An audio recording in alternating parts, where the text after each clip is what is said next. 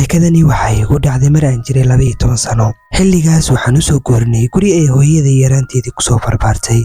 gurigaas waxaa ku horyaalay kaniisad, waxaana kaniisadaas ku dhex arkay maalinkayga iigu horreysay waxaad moodid boombale oo taagan. waxaas waxa uu ahaa wax loo labisay loona xiray dharka Halloweenka ama dharka dadka majaajilistayaasha ay wadooyinka wareega ay xirtaan. maalinkii koowaad waa la yaab waxaas meesha waxa uu ka qabanayo iyo kaniisada dhexdeeda waxa uu ka qabanayo, balse waxa kama soo qaadin. subaxdii dambe markii aan bixinay aniga oo fiirinaya ay hooyaday ila aragtay, waxayna igu tiri aniga xitaa yaraanteeda waxa soo arki jiray, waana wax iska caadi ah ee hala yaabin wiilkaygii. waxaan weydiiyey hooyo sabab waxaan meesha dhex qabanaya, waxaan ku dhahay ma wax iska caadi ah oo ay dadka saarteen. maalinkii koowaad iskoolka markii aan ka soo laabtay ayaan waxaan soo hor istaagay gurigeena, waxaan xilligaas hal mar milicsaday kaniisadii. misana bahalkii waa uu isbedelay markaan oo waa uu dhaqaaqay. waxa uuna markaan yimaaday daaqada labaad oo markii hore waxa uu taagnaa daaqada koowaad. waan soo dhaqaaqay waxaana soo aaday dhankii iyo wixii meesha taagnaa. waan u soo dhawaaday waxaana yara dareemay yara cabsi, balse waa soo socday ilaa aan hoosta ka soo galo.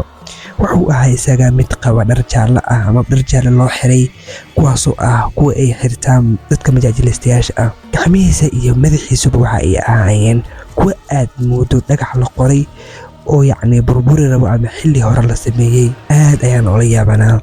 si fiican markaan u fiiriyey indhihiisu ay ka duwanayeen indhayaasha caadiga ah. waxaan is dhahay qofku waxaan sawiray miyuu waalanyaa horta, waxaan muxuu ka sameeyey. waxaana xabadka ugu qornaa haagmi amaba hab isi. waa la yaabay waxna kama soo qaadin. waxaan is dhahay qof wareersanaya qore iskaga tag. maalinkii saddexaad markii aan baxayay ayaan hal mar milicsaday kaniisadii, balse markaan haddana cabsi kaleeto waxa uu markaan u wareegay daaqadii saddexaad. dhowr maalin ayaa kasoo wareegatay anigoo iska ilaaway. maalinkii dambeeta ayaana waxaana soo raacay baskii anigoo soo aaday dhankii iyo xaafadda. wuxuuna baskii sidii caadada ee igu hortagay xaafadeeda waa uun iska baxay. anna mar walba waxaa caadi ahayd inaan kaniisadaas fiiriyo. markaan waan fiiriyey wuxuu taagan yahay markaan isla daaqadii saddexaad, balse waxaa isbedelay qaabkii bahalkaasi uu u samaysnaa. waan soo dhaqaaqay anigoo dhankiisa soo aaday. markaan waa uu isbedelay, waa uuna dheeraaday, waxa uuna yeeshay dhirar uusan markii hore lahayn. wuxuu yeeshay lugu aad u dhaadheer. gacmihiisii waxay noqdeen kuwo qodxa amaba geeda ah. geed caadi ayaad bamoodaysaa markii aad aragtid. waan u sii fiirsaday, waxaan indhihiisa ka arkay waxaan aad uga cabsaday. ma garanayo sababta, laakiin aad ayaan uga naxay. cabsi daran ayaan dareemay maadaama ay indhihiisu ahayeen kuwa laga cabsanayo. mararkiiba waxaan u cararay dhankaas iyo gurigeennii. habeenkii markii la gaaray ayaan waxaa ii qorshaysnayd inaan habeenkaasba seexan oo markii xilliga la gaaro aan soo kaco kadibna aan fiiriyo kaniisadii iyo wixii ka socdo. waan soo kacay waxaana soo istaagay daaqadii waxaana bilaabay inaan fiiriyo kaniisadii. xilligaas hurda ayaan dareemayay, balse hurdadeeda dan kamaana yeelanin, balse hal mar ayaan indhahaas ku qabtay oo waan seexday. waxyar markii aan jiifay ayaan hal mar soo baraarugay oo aan soo booday. waxaana ku soo booday daaqadii si aan u fiiriyo wax dhacayo, balse waxaan arkay waxay ahaayeen wax dhammaan ka duwan wixii aan filayay. oo waxaan arkay bahalkii amabase boombalihii oo meesha ka maqan iyo albaabkii oo furan. anigii naxdin iyo cabsi waan istaagay, waxaana soo aaday dhankii iyo albaabkayga si aan u adkaysto, balse waxaan maqlay shanqar ka yeerayso dhanka albaabka oo waxaa dareemayaa in qof albaabka dhankiisa ku soo socdo. qofkaasoo aamoodid yacni inay lafiisu jajabayaan oo kaleeto qalinta camal. aniga waan naxay, waxaana yara dareemaya cabsi. waxaana isdhahay yuuya qofka xilligan soo geli karo amaba rabo inuu soo socdo. waan naxay, cabsi aad u daranaya igu soo korodhay. waan iska fadhiistay anigoo aad u cabsanayo. albaabka ayaan isha ku hayay ilaa aan arkay in uu qof rabo albaabka inuu soo galo, albaabka inuu qof soo furaayo rabana inuu soo galo. cabsidii ayaa ugu badatay, irin ayaa iga soo daadatay, ilaa ugu dambeyntii aan arkay albaabkii oo lasoo furay qofina uu rabo inuu soo galo. waan ooyey, waan qayliyey, waxaan hal mar dhahay yaa waaye, maxaa tahay, maxaa rabtaa? layla ma hadlin. daaqad ayaan fiiriyey, misna hal mar waxaa ka soo booday boombalihii. anigii naxdin daraaddeed markaas ayaa miiri ugu dambeysay oo waanba dhacay. waxaana ku soo kaxay subaxdii hooyaday oo ay kor taagan. waxna maana u sheegin. waxaan igu tiri riixun miyaa xala ku riyootay. shib ayaan iska dhahay anoo isdhayaa meel kulo dhammaysnaada qofka miyuu waalan yahay. subaxdii dambe meeshii ayaan fiiriyey masan cidna kumaan arkin. markaas ayaan ahayd markii igu dambaysay boombalihii. sheekadani waxay igu dhacday taariikhdu markii ahayd 1972. xilligaas aniga iyo waalidiinteeda waxaan aadnay xaflad loo dhigayay mid ka mid ah asxaabteeda oo 6 sano jirsaday. xafladaas oo ka dhacaysay beer anakiinoo dhaweed. xafladaas oo lahayd waxyaabo badan ay carruurta ku ciyaaraan uu ka mid yahay dameerka caaga ah ee carruurta ku baashaalaan.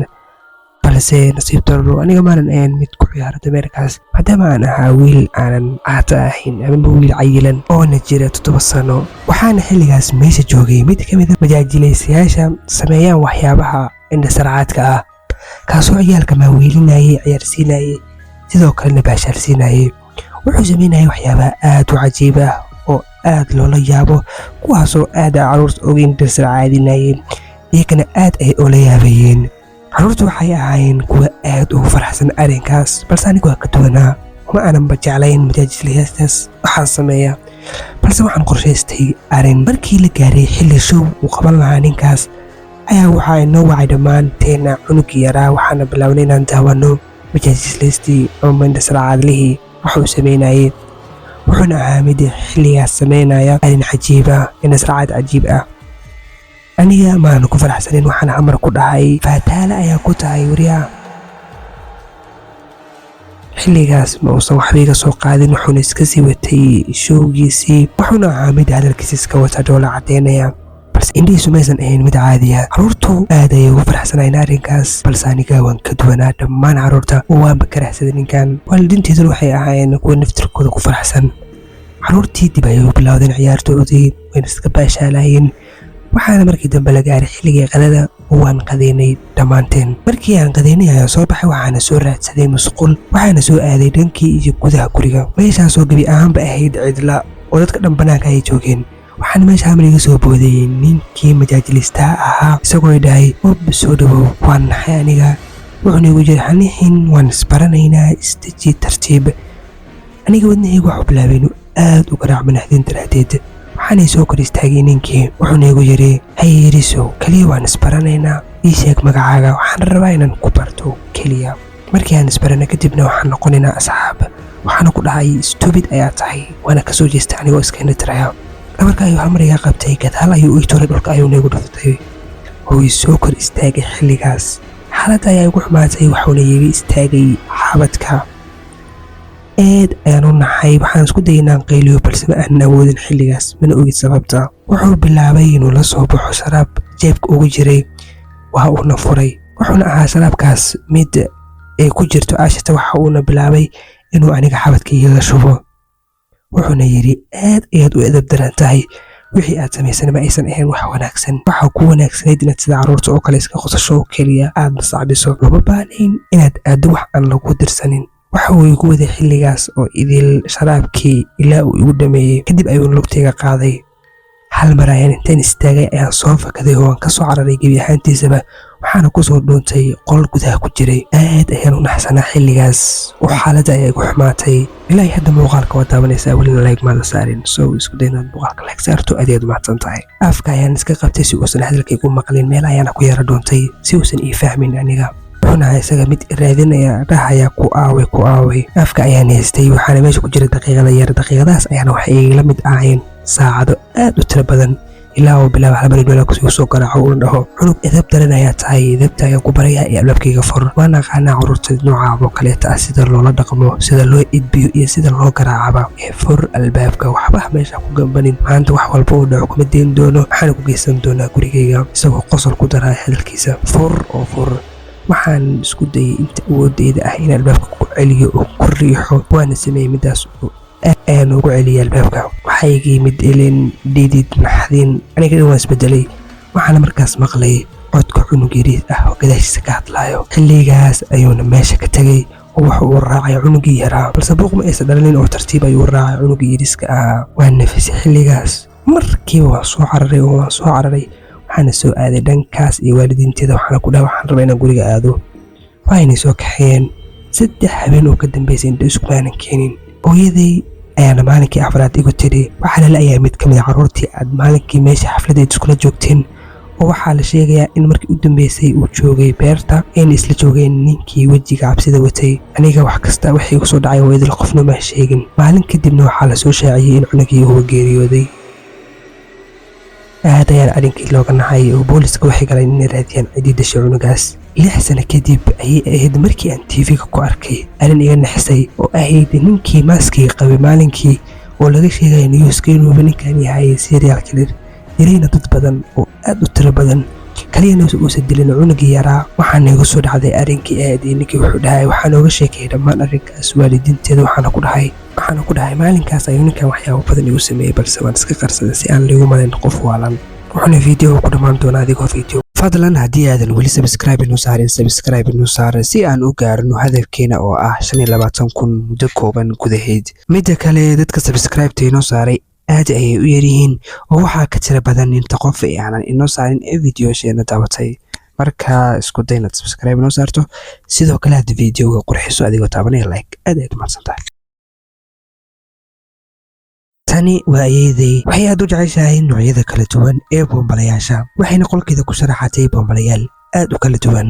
maalin maalmaha ka mid ah waxaan soo aadnay supermarketka si aan alaab ugu soo iibsano. ayeedayna waxay si kedisa ku aragtay bombala meel yaallo waxayna go'aansatay inay bombalahaas qaadato maadaama ay aad u jeclayd bombalayaasha. waxayna soo dhex dhigatay bombalayaashii kaleeto ee qolkeeda u dhex yaalay. kuwani waa waalidiinteeda waxa ayna geeriyoodeen anigoo aad u yar. waxaanay soo korsaday ayeeday iyo awowgay kuwaasoo aad ii jeclaa. gaar ahaan ayeeday waxay ahayd mid ii xanaanaysaa ii ogol inaan la ciyaaro weliba aan ku ciyaaro bombalayaasheeda. maalin maalmaha ka mid ayaa waxaana loo keenay bombale hadiyad ah balse bombalahaas waa uu ka duwanaa dhammaan bombalayaashii kaleeto ee aan anagu haysanay. wuxuu ahaa mid ka duwan bombalayaasha kaasoo aan aad ula yaabay. waxa uu lahaa indho aad moodid indhaha bini'aadamka oo kaleeto sidoo kale shaarba aad moodid shaarbaha ragga. anigana waxaan ka qaada cabsi aad u daran. awowgiina wuxuu igu yiri waxba ka cabsanin waa bombale hadiyad ahaan lagugu keenay hana ka walwalin. aniga waan la yaabay waxaana korkiisa saarnayd waraaqad taasoo ay ku qornaayeen dalabaad aad u tiro badan. dalabaadkaas waxaa ka mid ahaa inaan la ogolayn in laga siibo dharka bombalahan sidoo kalena aan meelaha la wareejin ama aan la qaadqaadin kaliya hal meel la dhigo meeshaasna lagu dhaafo. waxaa ku qornaa dalabaad kale oo aad u tiro badan. awowgiina aad ayuu la yaabay wuxuuna yiri waxaan ma bini'aadan baa waxaan lagu dalabiyaa maxuu u samaysanayaan anaga shayram la galaya. ayeeday ayaa soo booday iyadoo aad u yaaba waxaan tiri qof ku ciyaaraya waxaan soo qoraya iska dhaafa. awowgii waa qoslay intaan aan ee waa runta ayuu dhahay. aniga yaab dartiis ayaan la yaabana waana fiiriyey wuxuuna ahaa mid sidii horeetaba aad u cabsi badan. habeenkii dambe anagoo fiirsanayno TV-ga waxaan fiiriyey bombalihii waxaana dareemay inuu toos u fiirsanayo filimka indhihiisana ay toos u hayaan TV-ga. waxaan iska soo baxay waxaana soo qaaday bombalihii waxaana dhigay meeshiisii waxaana damcay inaan seexdo. waan seexday maray saqdhaxda habeenka ayaan soo yara kacay waxaana fiiriyey geesahayga waxaana geeskayga midig ku arkay wax aan aad uga cabsaday oo qof ayaa igaga muuqday. waan soo booday waxaana shidan halkii bisana waxba ma joogo. waan yaranahay dhinaceeda ayaan iska dhigay. waxaan si fiican u fiiriyey meeshii aan ku arkay balse waxba waan ka waayay. subaxdii markii la gaaray ayaan waalidiinteeda weydiiyey inay iyagu ahaayeen dadkii meesha imaaday. waxayna ii sheegeen inaysan midkoodna qolkeeda uusan u soo dhowaanin. anigoo sida u yaaban maalinkii dambe TV-gana daawanayo ayaan waxaa meeshaas geeska ka arkay bombalihii oo isoo fiirinayo. welwal ayaan dareemay waana ka cabsaday maadaama aan si ahaanba uga cabsanayo bombalahaas indhihiisa. waxaana go'aansaday inaan maro soo qaado aan iska leexiyo ama aan iska dado wejigiisana cabsida badan. waan iska soo saaray waan iska soo laabtay. wax yar kadib markii aan meeshii fadhiyey ayaan waxaa maqlay shanqar amaba qaylo uu qof qaylinayo. waan yaabay wuxuu waxaan qaylinayo waa iska dhiga tiray TV-ga ayaan iska sii daawaday balse marba markasii dambeyso waxay ahayd qayladu sii kordhaysa sidoo kalena sii noqonaysa mid aad u cabsi badan. waxaa soo kacay awowgay wuuna soo cararay wuxuuna soo aaday dhankii iyo jikada. waa uu kale jikadii waxna waa uu ka waayey. aniga ayaa hal mar dhanka kale soo fiiriyey waxaana arkay wax aad iiga fajacsiiyey. waxaana arkay maradii aan hadda saaraya bombalaha oo afkeedu uu yahay mid wada dhiig ah. ani awowgii waan soo wada cararnay waana ka qaadnay maradii sana waa bombalaha oo afkiisa dhiig leeyahay. anigii waan jareeyey awowgii sidoo kale waan naxay. wuxuu awowgii ku yiri adiga miyaa marada wejiga u saartay? haa ayaan ku dhahay oo wejigiisa ayaan ka cabsaday sidaas darteed ayaana marada cad iskaga saaray si aan wejigiisa u arkin. awowgii arrinkii waa ula yaabay sidoo kaleeto aniga xitaa waan la yaabay. habeenkii waan iska casheynay weliba anigoo sidii ola yaaban boonbalaha iyo waxyaabaha uu samaynayo aad ku cabsida badan xitaa awowgii waa u yaabanaa isaguba habeenkii ayaa la gaaray waan iska seexday sariirteeda taagtaagan iska seexday anigoo waxyaabo badan ka fikirayo sidoo kalena la yaabo wixii maanta dhacay waan iska gamcay oo waan iska seexday maray saq dhaxa tahay waxaan dareemay inuu qofii kor taagan yahay oo kaleeto indhaha ayaan kala qaaday waxaan arkay wax iga cabsiyey waxaan arkay boombalihii oo aad wejigayga ugu dhow wuxuu ahaa mid aad wejigiisa igu dhow yahay wejigiisuna ay yihiin kuwa aad u cabsi badan anigoo ujeeda ayayna wejigiisa iyo indhihiisa isbedeleen waxaan damcay inaan qayliyo waxuuna afkayga saaray gacantiisa waxuuna igu yidhi aad u edab daran tahay gadaal ayuu u baxay kadibna waxa uu damcay inuu igu soo boodo waxaana soo qaatay nal meesha agteeda ah yaalay madaxa ayaana kaga dhuftay masla markiiba waa qayliyey waxaana ii soo cararay awowgay iyo ayayday nalkii ayay daareen iyagoo yaaban waxaana ku dhahay boonbalahan maxaa ka khaldan awowgii ayaa soo kacay wuxuuna fiiriyey boombalihii wuxuuna arkay in geeskiisa ay wax ka soo jeedaan waa uuna yaabay maxaa khaldan boonbalahan maxaa ka khaldan wuu soo qabtay dhibtiisa ayuuna soo saaray kadibna waxa uu ka fiiqay qolof yar oo kor saarneed waxaana soo baxay wax aad looga cabsado waxaana aragnay in madaxa boonbalahan uu ku jiro madax bini aadam ama la qalfoof bini aadam madaxiis awowgii waa uu soo qaaday waxa uu keenay booliiskana waxay ku dhaheen anaga waxaa shaqo kuma lihiin mana ogaan karno cidda ka soo dirtay iyo cidda kaleeto boonbalahaas markaas shaqadeena ma ahan ee anagu nurjin awowgii waxa uu soo qaaday baalkii sidii ayuuna ku gubay markaas ayayna ahayd markii ugu dambeysay ee aan arkay boonbalahaas gebi ahaantiisaba fadlan haddii aadan nagu soo biirin weli nagu soo biir sidoo kale videoga like saar aad ayaad u mahadsan tahay